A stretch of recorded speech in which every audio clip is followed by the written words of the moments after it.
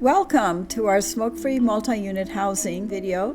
This training explains how to implement the new smoke-free housing law. These ordinances are passed by local governments everywhere to prevent toxic exposure to second and third-hand smoke in apartments, condos, and townhouses. These ordinances also prevent fires. The goal of this video is to train condo and townhouse homeowners associations, boards of directors, and property managers how to implement these laws to protect the public health and safety of multi-unit housing complex residents.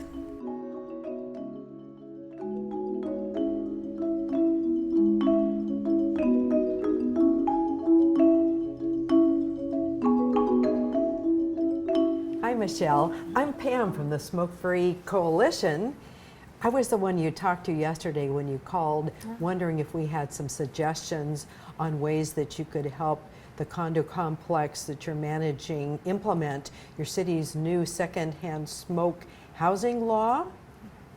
Yeah, well, as a property manager for our Homeowners Association, I am very grateful for your help. We've had to deal with so many complaints. Condo owners and the residents, the drifting smoke and making neighbors ill. We hear this all the time. I've been tracking this, and matter of fact, learning from other property managers over maybe the last 9 years. And so we're happy to see what we can do to make it more smooth for you. That's great to hear. Some of our residents are very allergic to tobacco and marijuana smoke, and the aerosols from e-cigs as well. On top of that, all the residents who share walls with neighbors worry about the fire hazards.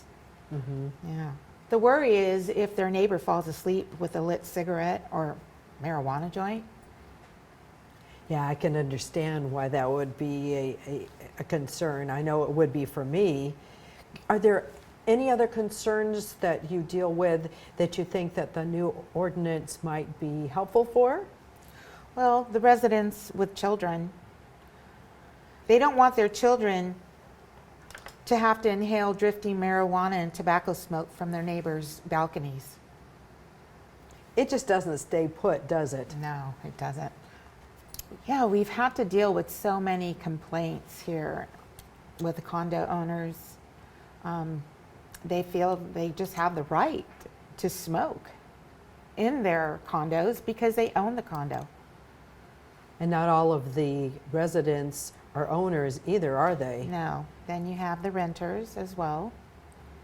And of course, they feel they have the right to smoke. With a shared wall, you just can't keep the smoke from drifting, can you? No. I've heard this before.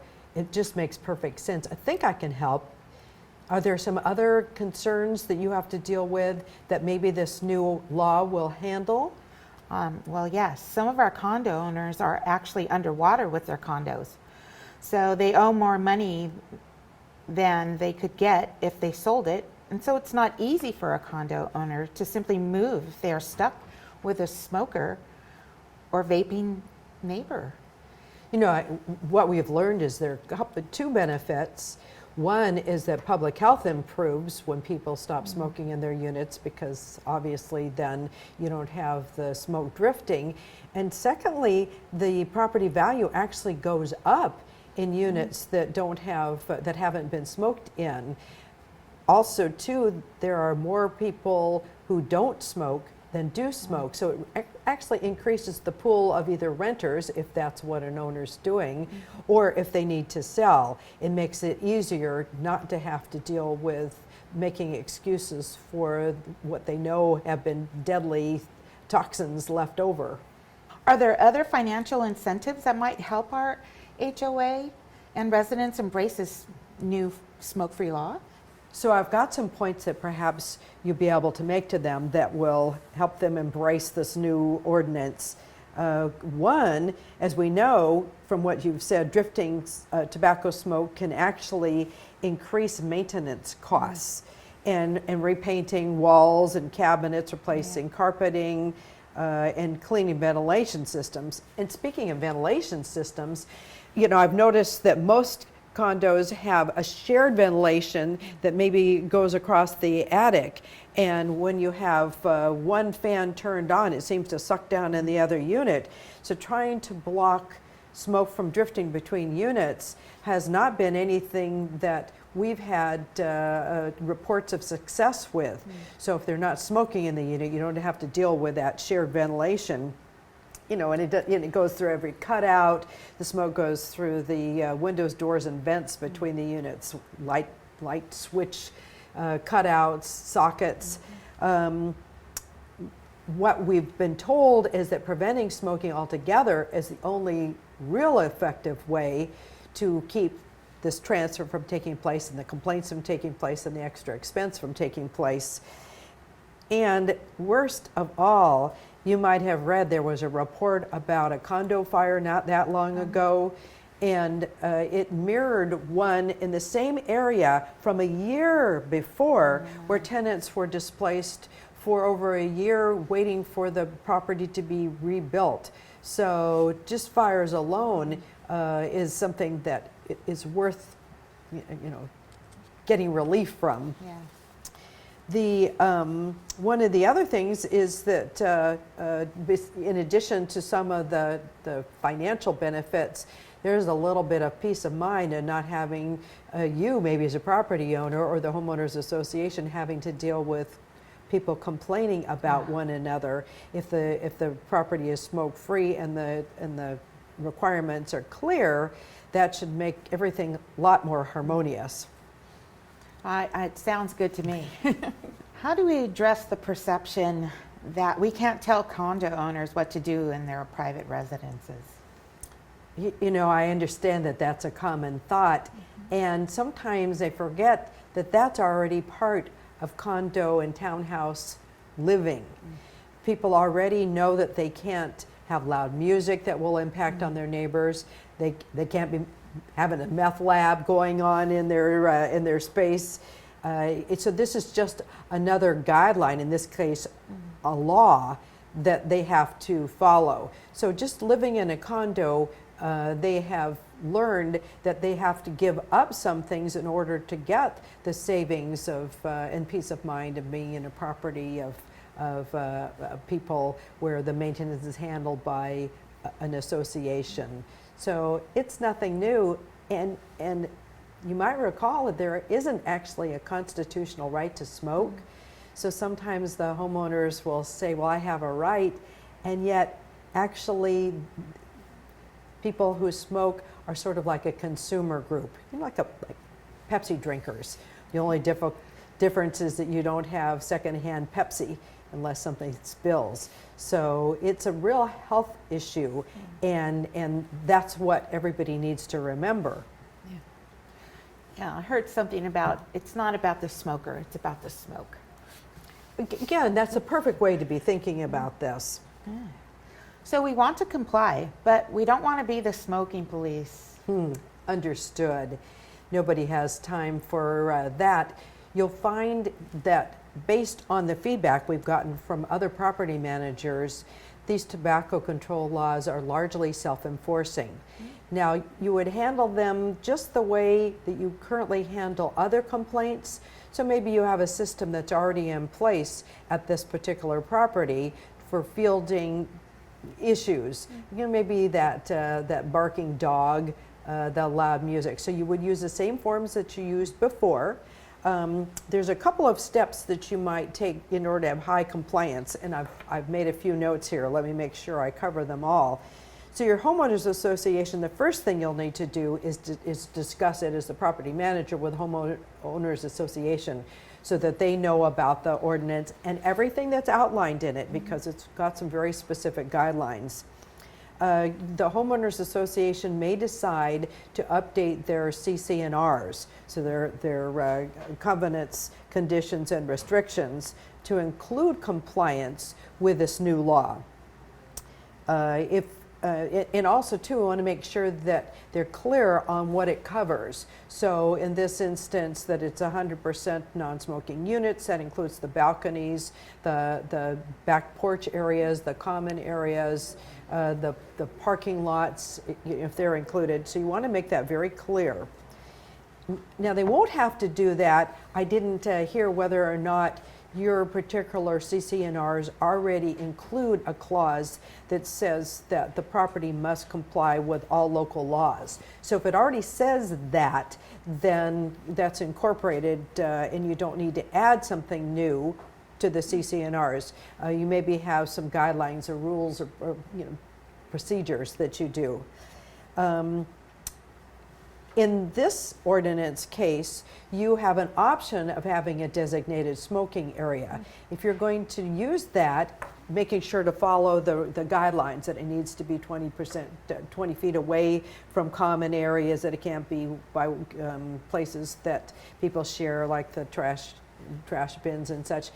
Then if you decide to have this designated smoking area, you want to make it real clear where that is. If it's not, if you decided to make the property 100% smoke-free, which is certainly a lot easier to enforce, then you'll make that clear in the notice to the residents. So the first thing is to make sure that the homeowners association is aware of what the requirements are. And then the second thing will be deciding whether or not you want to have this designated smoking area. The third step will be to figure out how you want to notify the residents. So you probably have some procedure in place already. We've noticed that some places send out emails. They always follow it up, however, which I recommend, with something in writing. So that the quick way to get the word out is to have an email, and it's easy to resend that as often as you think is necessary. But I'm sure you've learned that you need to have something in writing in order to reinforce. The fourth step would be to make sure that you're real clear on the complaint process. So this would be a good time, if you haven't put out a notice lately on what the expectations are, to remind everybody what your complaint procedure is. I strongly recommend, based on feedback that we get from other property managers, that this has to be in writing. The reason it has to be in writing is you just can't have two people who are mad at each other, that one's doing a complaint, but they have to write down and put who's making the complaint. Sometimes they think about that. Also, too, you want to be able to log so that when you follow up the way that you currently do now, maybe it's a reminder letter about what the guidelines are on secondhand smoke protections, however it is that you communicate. You'll be able to check off if you're logging this to see if you've done it. And that way you can't be accused of showing favorites too. So you just don't want to be waylaid on your way from one part of the property to the other and try to remember, Michelle, I have the problem with the smoking again. Well, by the time you deal with the problem you have, you don't want to forget. Right. So you make sure to have the complaint process in position. And you want to keep track of those records in that we've only had one instance that's come to our attention where somebody's gone to court over a disagreement of continuing to smoke, but it was having good records that won the case for the property management company and the homeowners association, is because they had done due diligence. And the last thing is sort of that maintenance. So I don't know, and when I talk about maintenance, I'm talking about maintain your client compliance procedure. So if you were to see, let's say you decide to make the property smoke-free. If you see a pile of butts over here on a corner, you could send out a reminder to everybody indicating that there is either a designated smoking area and they need to use that only, or they need to notify their visitors, or any, maybe they have got people coming in for doing repairs or painting or something, they need That's to tell a good them. point. And annually, it's good to remind of this and others. There'll be other things that you want to remind people of along that line. So that's sort of the top 5 that have come to our attention. So Pam, what about our residents who say they need to smoke their medical marijuana? That's a common question. In states like California and other places, there are already laws that say that any place that tobacco is restricted, so are other forms of smoking. So that includes marijuana, medical or otherwise. And the nice thing is that there are other ways that I've learned that somebody could take their marijuana. They could use an edible. Doctors have been recommending lozenges or little wafers. So there's ways to get what people think are their benefits without having to trouble their neighbors. Oh, that's really good. Now, what about these new e-cigarettes, vapes, hookah pens? Aren't they considered to be safe alternatives to flammable tobacco or pot? In California and in other states, electronic smoking devices are also regulated the same way as tobacco products. So any place that a traditional cigarette would be prohibited, so are electronic smoking devices. And part of that reason is because there are toxins in the emissions, and so people have indicated that they don't want to have somebody's secondhand emissions. And then there's issues regarding fires. You might have seen some articles about that where something's charging and it has a fire. And I don't know if you've seen, sometimes they explode. I watched a video where an e-cig exploded in somebody's pocket. Yeah. So there have been terrible burns and sadly even a death. So there are good reasons why it's been decided to fold that into these regulations as well. But there's things that people can do. They can use a patch, or they can use an inhaler perhaps, nicotine gum, to help them get by through the night in case they don't want to go away from the building or off of the property overnight. So Pam, I'm also concerned about smokers standing and smoking on the outdoor grounds of the property. I don't want all those toxins in the air and cigarette butts on the grounds. I don't want any fire hazards here or little kids, dogs, and cats stepping on burning cigarette butts. Can I make this condo complex 100% completely smoke and vape free? Yeah, actually you can. As I mentioned earlier, there isn't really any right to smoke. You as the property owner team, so the Homeowners Association, can make that decision to take the property smoke free, and that might be something that you want to discuss with them. So that's completely up to the group. Well, I like that idea because it would keep everything simple, eliminate cigarette trash, burning butts on the ground. But where would people smoke if they can't smoke on the grounds? What about their visitors, our contractors, maintenance workers? Sure. If you decide to take the property smoke-free, if that's the decision by the Homeowners Association, then all of those individuals will need to leave the property in order to smoke. So they need to walk off or drive off the property. And just as a caution, based on feedback we've gotten, I wouldn't recommend that you tell people to smoke inside their cars, because sometimes their parking spaces are really close to the units, and so people sitting in the car smoking, that still comes out and goes right in the ground floor windows, or sometimes even goes up to the higher stories. So if you decide to go smoke free, you'll just explain to everybody, including the maintenance folks, that they can't smoke on the property. Pam, does your coalition have any resources to help people quit smoking? Yeah, we definitely do. I can provide you a list of things such as quit classes, some online resources, and some telephone hotlines. So I'll make sure to include that in the packet of materials that I get out to you next week.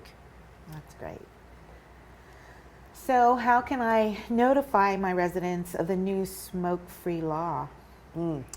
Well, you probably already have some way of communicating with them. I don't know whether your group does a newsletter. There must be some way that you notify them, like if you're doing maintenance around the property or such. So I would be consistent, and I would use that. I would make sure that you provide them with some information. I've got a handout talking about there's no constitutional right to smoke. That might be helpful just to get that framed in people's mind. I'll also get you a summary of the requirements of the new law, so you'll see that if people rent their units, they have very specific guidelines they need to have of notifying their renters, and that even includes that violating the city's ordinance is a violation of their laws, so that they can keep their unit in compliance and don't have complaints from their neighbors. So we'll take a look at those kind of things, but it's really important that you get that communication out there. And then the back up to that, and you asked about visitors coming to smoke, is we get the notice out to the owners, and you also put up signs. So those are the two bookends of making sure that you have the fewest number of complaints. So we actually have some decals that you can use on places like maybe you have sort of a multi-purpose room there, the clubhouse. We've got some really nice big signs. Some say smoke-free property, because some would identify, no smoking except for in the designated smoking area. So I have some of those. I've got them out the car. That's and, wonderful. I can see that you get that before I leave. That's wonderful. I'll take them. So how should we handle complaints? Well, you'd handle complaints the same way that you do now.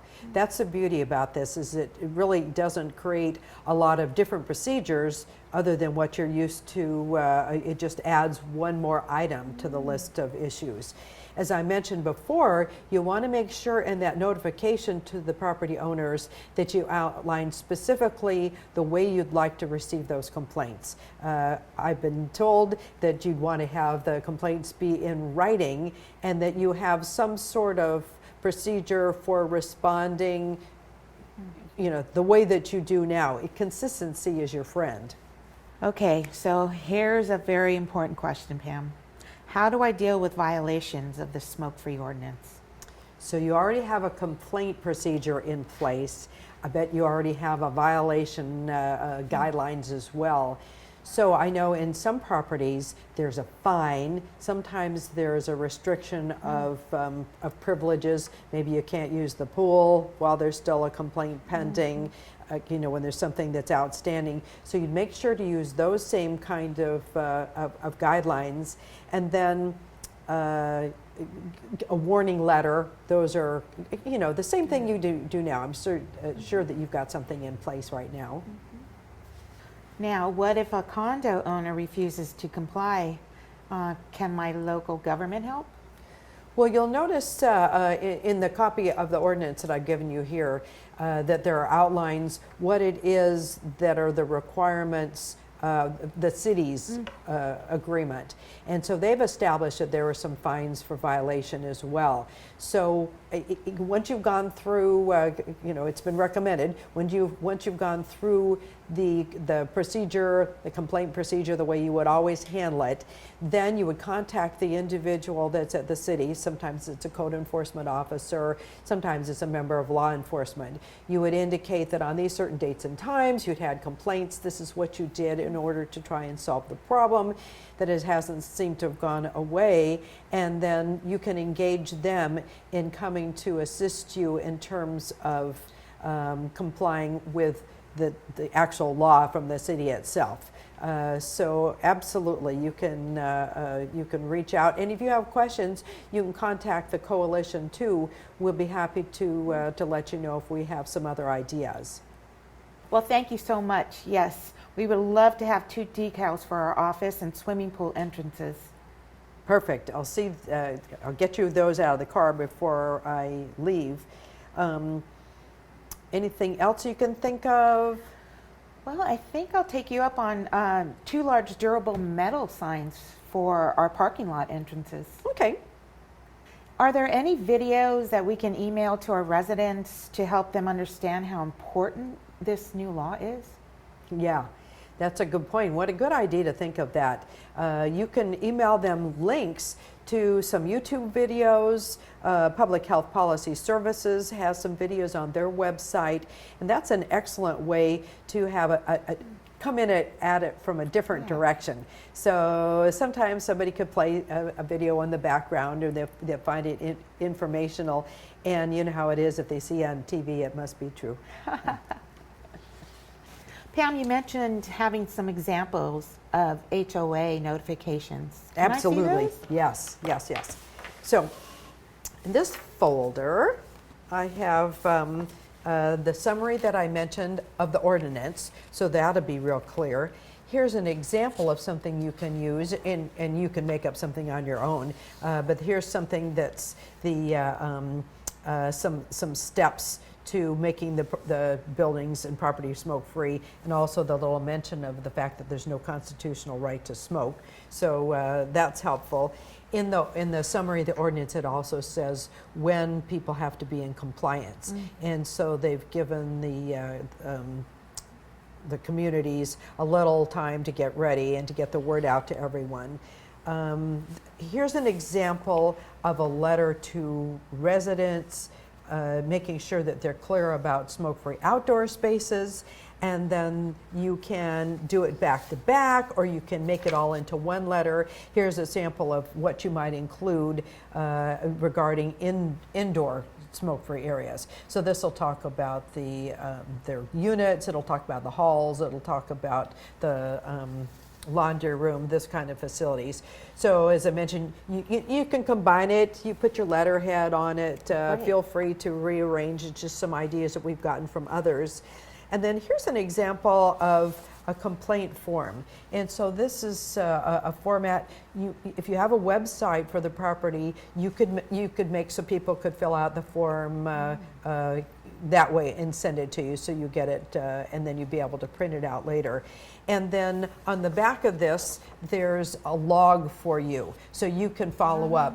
So contacted the resident, sent the letter. So this will help you keep track of whether you actually had time to finish that correspondence ahead of time. That's a great idea. I like this form. So included in the packet is a summary of what the new law requires, and it's real important that you include that so that they understand that that it includes their unit, their balconies, any porches, so it's everything related. It also, in addition, covers all the common areas. So this can be the halls, if we're talking inside, the clubhouse, the laundry room, and outside it includes the paths, the walkways, the pool area. So as long as you haven't included a designated smoking area, it's pretty much everything inside and outside. Right. And if the Homeowners Association decides they want to have a designated smoking area, I suggested you include a map, and the map outline completely what the restrictions are. You'll want to make sure that it's clearly delineated. You want to have an ash can in there, but only in that space. Some places, if there's room, they even put a table and an umbrella up, so it's not mandatory, but it depends on the room that you have. So that will be a real important part of making sure it's clear about what it is that the law requires. Wow. It's very comprehensive. I love it. Yeah. And if the property homeowners association decides that they do want to have a designated smoking areas, the law has real clear guidelines of what's required. So as an example, it has to be at least 20 feet away from windows, doors, and vents. The common areas, if there's playgrounds, if there's a pool area, walkways, it really has to be set back to minimize the drifting secondhand smoke that comes from that space. Well, thank you for that information. It kind of sounds like going 100% smoke-free is probably the best idea. This form. Yeah, good. And so, just to make it easy, so you don't have to type from scratch, so the forms are here on the flash drive. Wonderful. Along with this are some links to the videos that we talked about, and a couple of signs. So if you want to download some, you'd have to put it on cardstock or something heavier to make it good. But this perhaps will save you some time. That's great. Then one of our resources is the Public Health Policy Services. And so if you have additional questions, you can contact them to see if they have anything new that they can share with you. And so hopefully, if you put this all together, this time next year, you'll be saying, this is great. I love having a smoke-free property. The turnover is quicker, the maintenance is less, and the residents are happier. Well, Pam, thank you for your great technical assistance. It's saving me time, effort, and you made it so easy for us. Thank you so much. You're so welcome. Contact us anytime. We benefit from what we've learned. So if you have things that you want to share later that we will add to our bag of tricks, we'd be happy to know. Wow.